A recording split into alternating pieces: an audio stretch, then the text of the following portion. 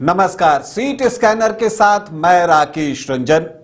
Seat scanner में आज हम जिस विधानसभा सीट को स्कैन करेंगे वो बक्सर लोकसभा क्षेत्र का हिस्सा है।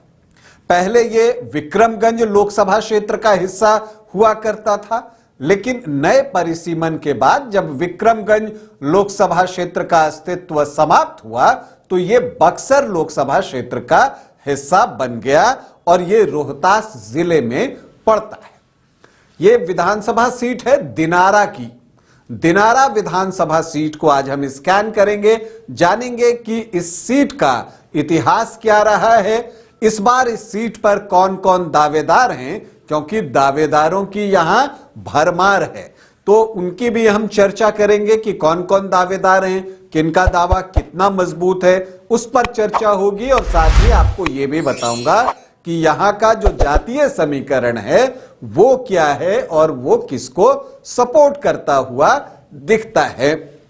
देखिए, दिनारा विधानसभा क्षेत्र की अगर हम बात करें तो जब विक्रमगंज विधानसभा का अस्तित्व समाप्त हुआ तो विक्रमगंज के दावत और सूर्यपुरा प्रखंड को दिनारा में शामिल कर दिया गया। तो दिनारा विधानसभा क्षेत्र में दावत, सूर्यपुरा और दिनारा प्रखंड है। दावत के 5 ग्राम पंचायत हैं, सूर्यपुरा के 9 पंचायत और दिनारा के 22 ग्राम पंचायत जो हैं इसमें शामिल हैं।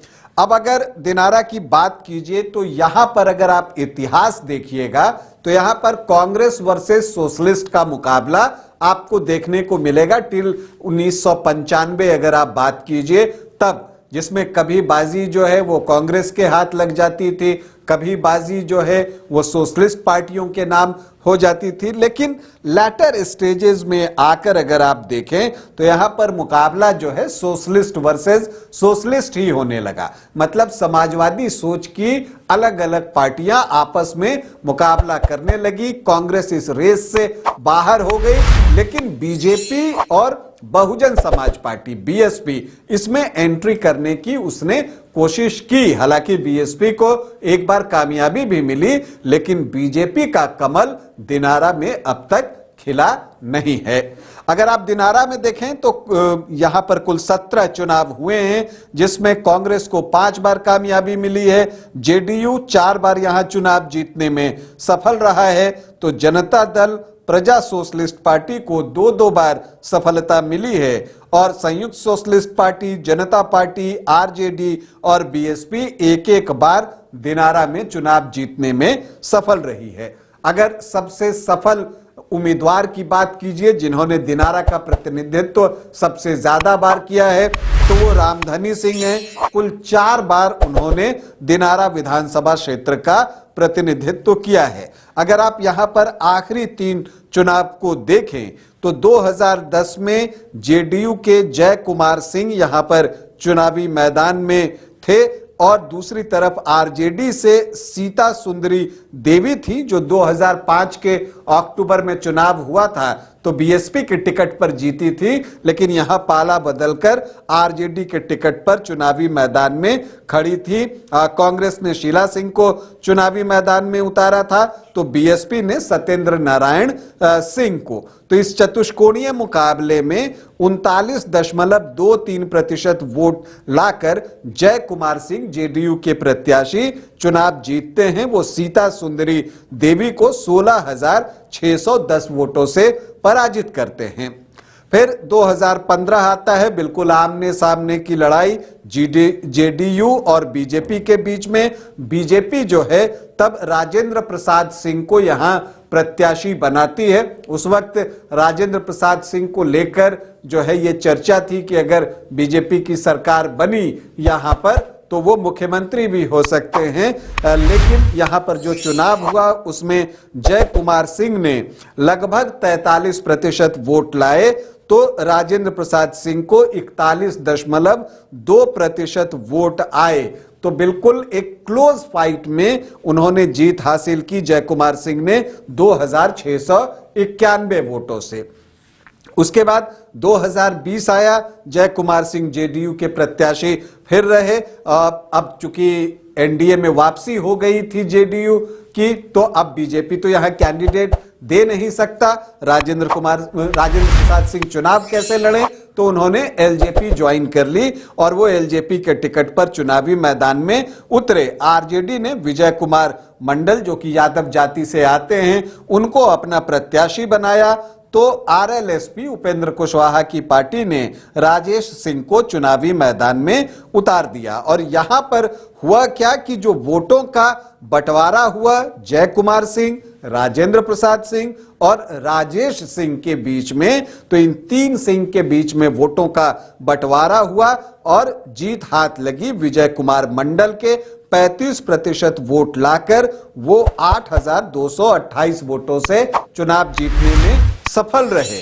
दिलचस्प बात यह रही कि तब मंत्री रहे और जेडीयू प्रत्याशी जय कुमार सिंह तीसरे स्थान पर पिछड़ गए, उनको सिर्फ 16% वोट आए। तो एलजेपी के राजेंद्र प्रसाद सिंह को 30.1% वोट आए। राजेश सिंह आरएलएसपी प्रत्याशी को 10.8% वोट आए। तो अगर सारे वोट एनडीए फोल्डर में होते तो जीत आराम से मिल जाती, लेकिन चूंकि वोटों का बंटवारा हुआ तो आरजेडी को फायदा पहुंचा और पहली बार दिनारा में लालटेन जगमगा गया। तो जगमग हुआ लालटेन और उसके बाद आप देखिए कि इस बार क्या कुछ होगा। इस पर बहुत सारे सवाल हैं, लेकिन इस बार दावेदारों की भीड़ है। अगर आप देखिए तो जेडीयू से जय कुमार सिंह दावा कर रहे हैं, नीतीश कुमार के भी करीबी माने जाते हैं, ललन सिंह से भी उनके रिश्ते अच्छे हैं। तो जेडीयू इस सीट पर दावा कर रही है और जय कुमार सिंह के लिए ही कर रही है। दूसरी तरफ बीजेपी है। राजेंद्र प्रसाद सिंह पिछली बार एलजेपी से लड़े थे, लेकिन अब वो वापस से बीजेपी में आ गए हैं। तो उनका एक दावा यहां पर बन रहा है, वो यहां से चुनाव लड़ना चाहते हैं। इसके अलावा अगर आप यहां पर देखिए कि बीजेपी से और कौन हैं, तो अमर दयाल सिंह का नाम सामने आता है, जो कि जगदानंद सिंह के रिश्ते में लगते हैं। उनके भाई सचिदानंद सिंह, जो कि सिंचाई मंत्री रहे बिहार के एक समय, उनके जो है वो बेटे हैं। तो वो भी यहां से बीजेपी के टिकट पर चुनाव लड़ना चाहते हैं, उनकी भी दावेदारी है।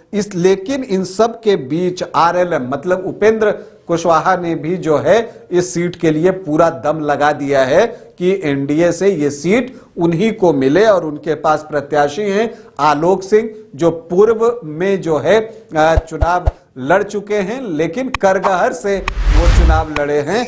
इस बार वो दिनारा से कोशिश कर रहे हैं, हेल्पलाइन नंबर भी उनका चल रहा है और उपेंद्र कुशवाहा बिल्कुल लगे हुए हैं कि उनको ये सीट चाहिए। वो चाहते हैं कि यहां से राजपूत कैंडिडेट दे। दरअसल शाहाबाद में वो एक राजपूत एक कुशवाहा कैंडिडेट चाहते हैं, ताकि लोकसभा चुनाव के दौरान जो इन दो जातियों में एक दूरी आई थी उसको पाटा जा सके, और उस दूरी का खामियाजा उपेंद्र कुशवाहा ने लोकसभा चुनाव में भुगता था। तो इसीलिए उनका भी दावा है। तो देखना है कि यहां से एनडीए से कौन से प्रत्याशी चुनावी मैदान में उतरते हैं। देखिए, जो एक संभावना बन सकती है उसमें संभावना ये बन सकती है कि राजेंद्र प्रसाद सिंह को आरा शिफ्ट किया जाए, क्योंकि वहां पर आप देखें तो अमरेंद्र प्रताप सिंह जो हैं उनकी उम्र एक हो चुकी है। तो ये हो सकता है कि राजेंद्र प्रसाद सिंह जो है वहां पर चुनाव लड़ जाएं, तब ये जगह खाली हो सकती है। तब यहां पर जो है आलोक सिंह को चुनावी मैदान में आरएलएम के टिकट पर उतारा जा सकता है। लेकिन क्या ऐसा होगा ये देखना जो है वो दिलचस्प होगा, क्योंकि इन सब के बीच जेडीयू संदेश से चुनाव जो है वो लड़ना नहीं चाहती। तो आपको बीजेपी जो है बड़हरा की सीट छोड़ सकती है जेडीयू के लिए। तो बहुत सारी चीजें हैं कि एक एडजस्टमेंट हो, लेकिन दिनारा से कौन लड़ेगा अभी बहुत साफ नहीं है। आरजेडी से विजय मंडल सिटिंग विधायक हैं, तो उनका दावा तो मजबूत है ही। इसके अलावा धर्मेंद्र चौधरी जो हैं, जो कि कुर्मी जाति से आते हैं, वो भी यहां पर दावा कर रहे हैं चुनाव लड़ने के लिए। अगर आप यहां के जातीय समीकरण को देखें तो यहां जो अनुसूचित जाति के वोटर्स हैं 17.69%, जो मुस्लिम वोटर्स हैं 6.8%, यादव 13 से 15%, तो एमओआई 20 से 21% के आसपास है, राजपूत 14 से 15%, भूमिहार 3 से 3.5%, ब्राह्मण 4.5 से 5.5%, तो सामान्य जाति के वोटर्स 22 से 24% के आसपास, कुशवाहा 6.5 से 7.5% और कुर्मी 9.5 से 10.5% के आसपास। तो यहां पर कुर्मी कुशवाहा का जो चंक है वो 16 से 18% के आसपास बनता है, वैश्य 11 से 12% हैं और अदर ओबीसी ईबीसी 10 से 12% के आसपास है। तो समीकरण आपको एनडीए के फेवर में दिखता है। तो अगर एनडीए पूरी एकता के साथ चुनावी मैदान में उतरता है तो उसका दावा मजबूत रहेगा, लेकिन अगर एका नहीं हो पाता, कोई बागी बन जाता है, तब ऐसी परिस्थिति में आरजेडी के लिए भी अवसर होगा। तो आरजेडी के लिए हालांकि आप देखिए तो सीट बचाने की बड़ी चुनौती उसके सामने है। क्या आरजेडी अपनी सीट यहां पर बचाकर निकल जाता है, यह देखना दिलचस्प होगा। अभी आपसे अनुमति चाहेंगे, इजाजत दें, नमस्कार।